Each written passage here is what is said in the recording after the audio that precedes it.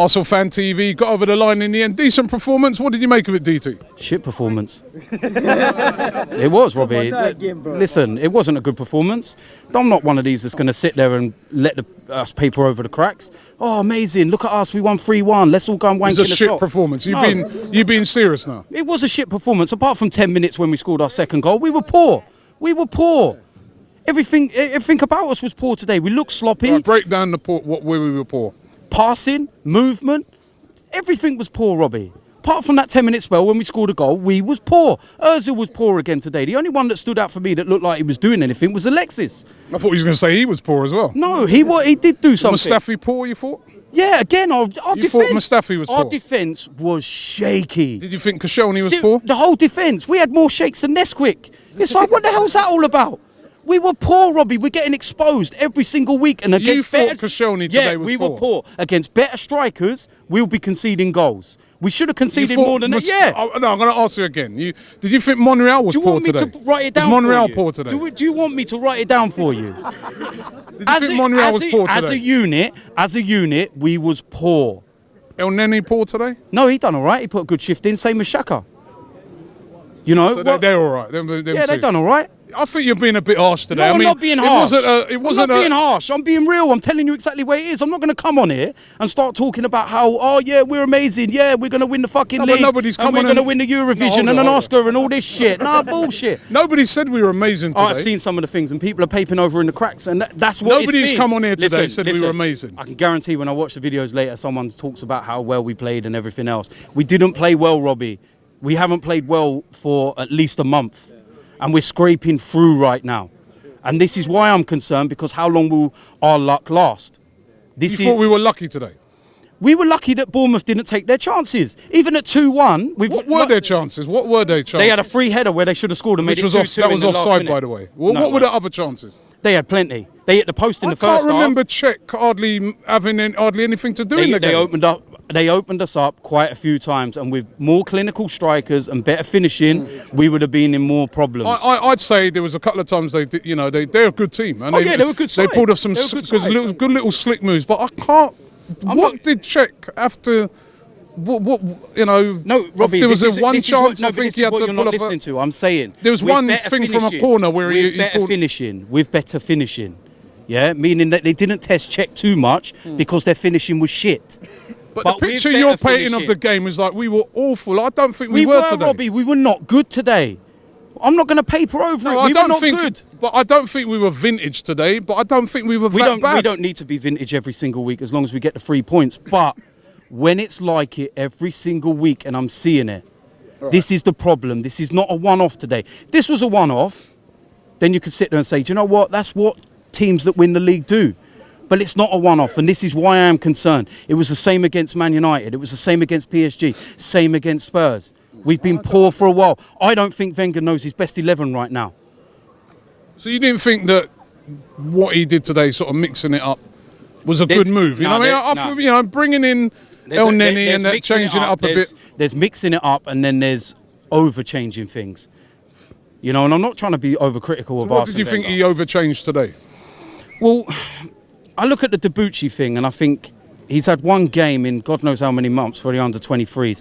So, you know, is Jenkinson injured and he had to throw him in there? It would look that way. But we don't know. So, you know, and that was a bit weird. And then changing the two central midfielders. You can understand one. But you just said they had a good game. I know they had a good game, but so what was wrong with that? It's all about consistency, because on Wednesday night it will be another two in there. And then next Saturday against West Ham. That's why you've got a squad, isn't it? No, Robbie, you've got to have consistency week in, week out. You can't change every single week. But if you've just had an odd Champions League game, I mean, if you watch the game yesterday, Man City, they changed like loads of players for that game. You've got a squad, you use it, don't you? They don't play every, you know what I mean? They don't play the same. How are you meant to get any form of consistency going? How are you? This is why I worry. If we were putting in performances week in, week out, then you could say the rotating's working. But we're playing really poor. And I'm looking at that and saying, well, is it down to the rotation? Because there's no kind of fluidity within the team. All right, lastly, I mean, going forward into December, optimistic. I mean, there are tough games in December as well. Yep. West Ham away, that won't be easy. No, it won't be easy. City away, Everton away. Three tough away games. Basel away. Well, that's more of a dead game. But 3 tough away day assignments. Are you confident going into those? We have only lost 1 game so far this season, by the way. That's what people keep holding on to. And listen, it's true. Yeah, I know it's true, but I'm still not overly confident, and I'll take it game at a time. But the main concern for me as well is not just on the pitch, but it's off it, Robbie. It's off it. What's going on in the stands? I said this to you for weeks and weeks and weeks. Why are people leaving 10 minutes early on a Sunday afternoon? For songs of praise? For 1 foot in the grave? Dickheads.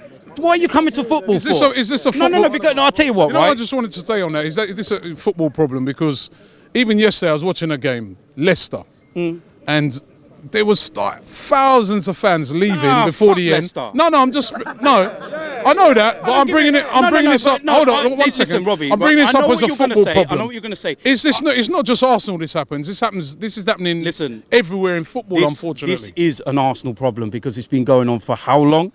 Yeah, red action. What are they actually doing? They might as well name themselves no action. Yeah, what? Pulling out a few flags and banners and stuff. I watch what they do. At least they're doing something. No, listen. I tell you something, red action look like they've lost all their passion and all their drive to even be bothered to do anything. They're using their affiliation to the club as a name, and that's it. Right? Instead of interacting with fans and being transparent with fans online and telling them what's going on, they're sitting there putting fans down. They put a tweet out earlier today talking about how we know there's an atmosphere problem and we need to do this and that. And one guy tweeted them and said, it's a bit difficult when we try singing in my block and we get told to sit down and we're going to have our season ticket taken off us, etc. Now, Red Action are meant to be the mouthpiece of the fans to the club. So instead of them turning around today and going to the guy, right, do you know what? Let's have a private message. We'll talk to you about it. Let's get the information and what's actually gone on. And then we're going to relay what's happened to the club. Right? You relay what's gone to the club. And if the club won't do anything about it, then you come out and tell the fans the club are not doing anything about it. So you put the pressure on the club. What did Red Action do? They started slating the guy and trying to blame him. How's that work? This is meant to be the mouthpiece for the fans. They're affiliated to the club. Do a lot of people blame a lot of things on them, right? At least they're trying to do something. But what are they doing, Robbie? What are they doing? They're doing more than a lot of other people. I know that.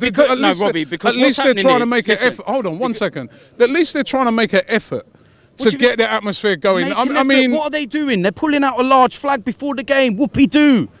There's a light show before a Champions League game. Propose? I've seen better light shows in the nightclub. What do you propose? What do you propose? Propose that something actually gets done properly with the club and there's transparency. Put ideas forward to the club. Tell everyone what those ideas are. And if the club turn around and reject them ideas, tell the fans that the club are rejecting them. Put the pressure back on the club and make the club actually, be accountable for something, because they're just agreeing with everything. You've got to remember, Red Action were part of the banner that came into the stadium that was love Arsenal, hate Usmanov, our second largest shareholder. I can't confirm that. Yeah, I mean, listen, they've already, what are you on about? Go and Google, and it's got Red Action on the fucking banner. They're moaning about my banner. Fuck off, man. My banner should be in the museum. That fucking shit there. Do you know what I mean? At the end of the day, all I want is transparency, Robbie. If listen, they turn around, I think what you need to do, you need to talk with them and try and get something. Yeah, it's nice to try. No, but because talk with them and try and get something going. I try and talk to them, and all they do is moan about me vlogging. Yeah, there's nothing to do with me vlogging that stops me from singing and having a mad, that goes on in the game. They sit there and talk about the away fans are one of the best in the country. I vlog those games as well. You don't sit there and go, oh, how amazing were they at Old Trafford? DT was vlogging. No, you sit there and go, the atmosphere at the Emirates is shit. Oh, DT was vlogging. That must mean that he's accountable for the other 57,000. No. Actually stand up and be transparent with the fans, Robbie.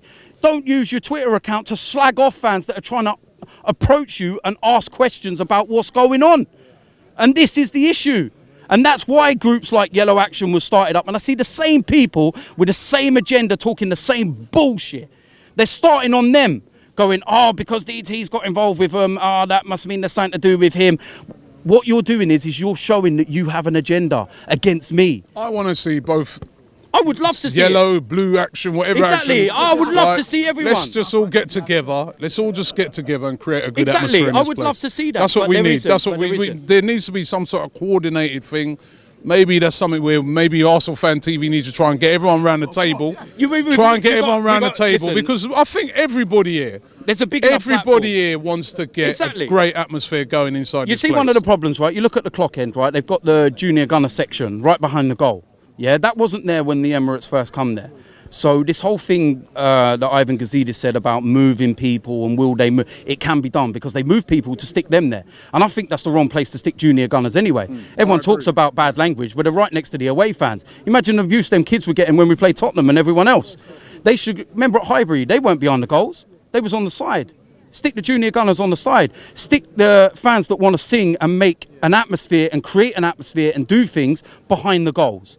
It don't take a lot, Robbie. And red action, yellow action, pink action, blue fucking action. I don't care. Any action. Just have some action. Yeah, just have some action.